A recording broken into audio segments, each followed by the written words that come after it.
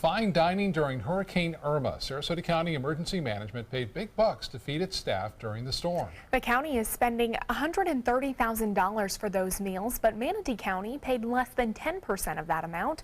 ABC 7's Erica Jackson joins us live from the Operations Center to explain how the staff racked up its food costs and where that money's coming from. Erica?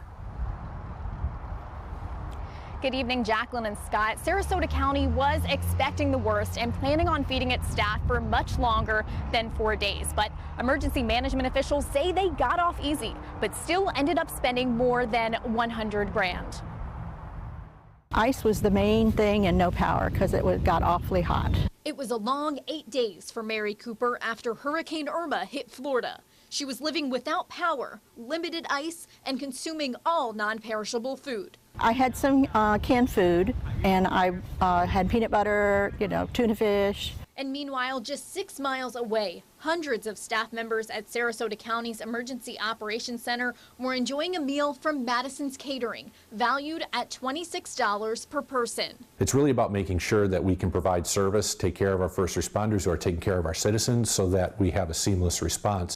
Emergency Services Director Rich Collins says the county created a disaster preparedness plan back in 2015, which included a contract for emergency feeding. The county broke its contract with the vendor in June, but needed prepared food for Hurricane Irma.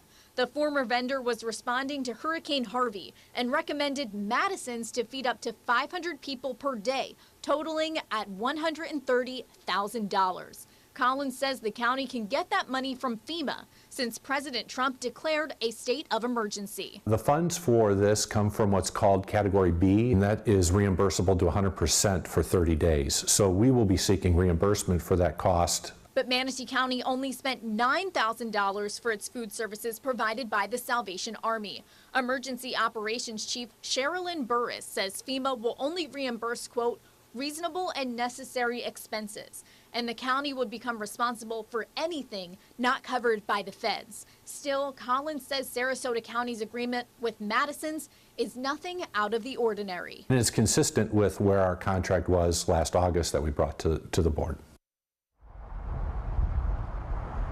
So now it's up to FEMA to reimburse both Sarasota and Manatee counties, and FEMA has the option to deny both of those requests. And Sarasota County Emergency Management is getting ready to prepare its after-action report in the upcoming months so it can figure out ways to improve its 120-hour plan, shelter plans, and for its feeding program. Reporting live in Sarasota County, Erica Jackson, ABC 7, your Suncoast News.